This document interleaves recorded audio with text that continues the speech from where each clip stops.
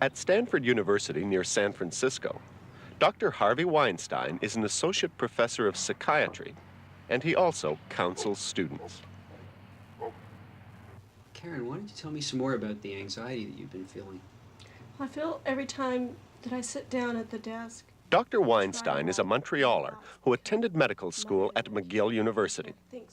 But he refused to do his postgraduate work in psychiatry at McGill's Allen Memorial Institute because there his father had been used as a human guinea pig. He says he became a psychiatrist to unravel the horror of what happened to his dad, Louis Weinstein.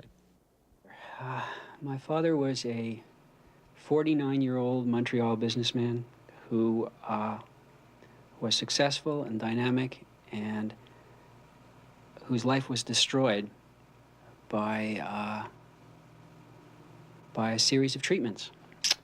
He was someone who became anxious for a relatively short period of time, who went to get some help, and whose life was totally shattered by the experience. His father was one of the more than 50 patients treated here at the Allen Memorial Institute under a secret program designed to develop brainwashing techniques. The Allen has an international reputation as a renowned psychiatric institution. But in the late 50s, the patients knew nothing of a cascade of mind control experiments underway, including sensory deprivation and worse. He went in one winter evening and was put to sleep for approximately 2 months. He was given shock treatments of various kinds, gradually building intensity to an intensity and a frequency that was not certainly the routine or standard of the time. Electroshock is a standard but controversial treatment for extreme depression. However, at the Allen, the shocks were administered not 2 or 3 times a week, but 3 or 4 times a day for weeks on end. Patients were reduced to vegetables. It was called depatterning. And on top of that, the patients were given dangerous experimental drugs. He was given a whole slew of drugs, including amphetamines, likely PCP,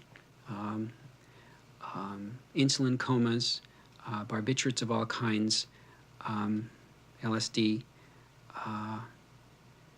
He was then forced to listen to recorded messages.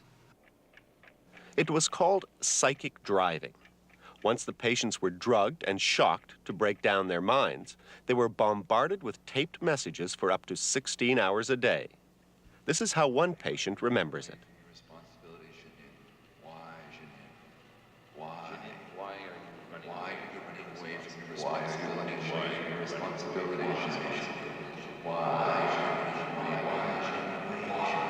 At the end of the time, my father was someone who was unrecognizable to me or to anyone else in the family or his friends.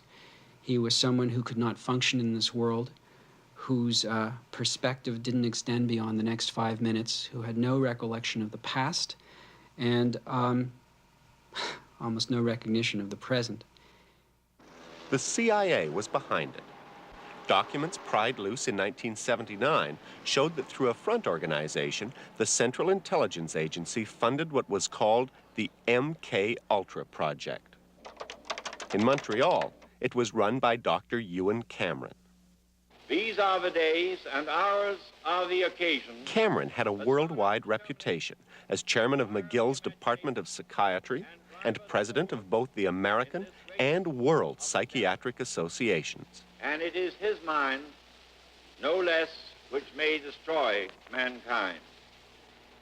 Attracted by Cameron's reputation, Dr. Mary Morrow went to study psychiatry under him. Instead, Cameron persuaded her to become a patient at the Allen. He drugged her, shocked her massively, erased 10 years of her memory, and even today, she has difficulty remembering some names and faces. He decided to ignore all principles, all medical ethics and medical principles. He used one of his own colleagues, me. How low can he get? Well, I suppose it could be said to have originated... It wasn't as though Cameron didn't know what he was doing. Allen Memorial Institute itself founded. Dr. Cameron was present at the Nuremberg trials. So I find that for someone who in 1945, 1946 was involved in evaluating and considering what the Nazis had done to helpless people in concentration camps, was 5 or 6 years later invading people's brains.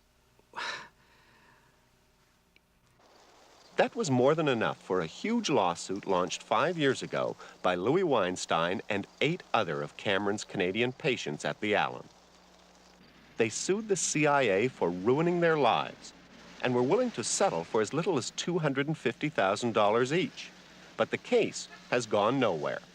In fact, the CIA has tried to dismiss them with $25,000 each as a mere nuisance settlement. We got a lot of stuff out of Gottlieb here. It's one of his depositions. The case is being carried by Joseph Raw, a prominent American civil liberties lawyer. So far, Raw has received no fees, and in fact, his firm has spent $10,000 out of pocket. What he needs most is cooperation and documents from the Government of Canada. When the Fifth Estate case presentation came out in January of '84, we got call after call from the government, what can we do to help? You alerted them. They never made the slightest doubt that we were right. They were saying, what can we do to help? What can we do to speed it up? And we told them. Then why didn't something happen? That is the same question you asked me before about motivation. All I can tell you is nothing did happen. Joe Clark was here for one of the regular meetings. External Affairs Minister Joe Clark raised the issue with U.S. Secretary of State George Shultz last May. Shultz promised to review the issue and passed it on to the State Department's legal advisor. The Canadians had high hopes for a settlement.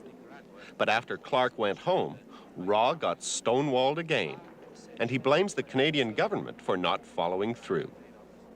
What makes you think that it makes a pinch of anything you choose whether the Canadian government stands up and hollers or not if the Americans don't want to settle? Because the Americans don't want to settle because they're getting such a free ride. They would have to settle if the Canadian government says, for example, I could settle this thing if I could I could have Joe Clark's position for a day. I'll settle it. What would you do? What would you tell Joe Clark to do? Here, I'd call up George Shultz. I'd say, George, I hate to do this, but the pressure on me is terrible. I'm going to go to the World Court at The Hague in 30 days if this case isn't settled. I'll tell you, this case will be settled because the United States is so red-faced about the way they've treated The Hague that they're not going to be able to let an ally go. The communist government went and they raised hell. Now, if an ally went, they'd settle. They'd settle in a minute. What about documents from Canada? I understand there was an apology offered by CIA agents to Canadian intelligence officers. That's absolutely right, but they won't help us at all with that. Isn't that a critical piece of evidence? Well, sure, it's an admission of guilt. There's no question about the outcome. Ultimately, the question is one of time.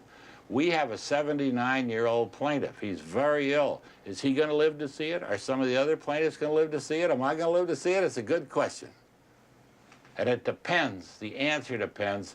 Not on us, because the court case will take another 5 or 10 years. It depends on whether the Canadian government, I don't even know which one's in power, because one of them has been as little helpful as the other. Canadian government really gets to work on this and tells the U.S. government they mean it, either by saying they'll go to The Hague or something similar to that. External Affairs Minister Clark writes to us that he's still deeply concerned and intends to raise the issue once again with Shultz when they meet in Calgary next week. But for the victims and their families, time is running out. Harvey Weinstein's father is 79 now and failing. I think it's important that, that people understand what was happening to these Canadians and to my father in particular. Because you hear words like depatterning and psychic driving, and those are the words that Dr. Cameron used in his papers, and they sound very clinical. But don't give one a sense of the horror of this process. Robert Logie of Vancouver, another victim, was depatterned. He was injected with LSD, put to sleep for 23 days, hit with the massive electric shocks, and brainwashed with the recorded messages. I've never been able to sleep without medication since the sleep treatment. I went through years and years and years of severe depressions. I dream about it. All my waking hours, I think about it. It's eating me up. Janine Huard of Montreal went through the same chamber of horrors. She had come for treatment of common depression after childbirth, and that treatment destroyed all of her plans. Not being with my family, not being able to follow a career, not being able to study anymore, which I wanted to do very much. I would say it cost me my life. I don't think we'll have radishes this time, okay? Some of the most brutal drug and electroshock treatment was administered to Val Orlico of Winnipeg, the wife of New Democratic MP David Orlico. Mrs. Orlico had come to Cameron for treatment of depression after childbirth too, and the treatment almost destroyed her life as well. When I first went home to Winnipeg, I attempted to take my own life because I couldn't endure the way I felt. And I have a chronic need. I'm very dependent on other people. And I have a chronic depression, which at times gets worse. You can be damn sure that if this had happened in Canada to the wife of an American senator or congressman, the American public would be riled as unbelievable. And there would be pressure on Canada that would be very substantial. Where's my country? Where's my country in this? I don't know. And it hurts, and it makes me angry.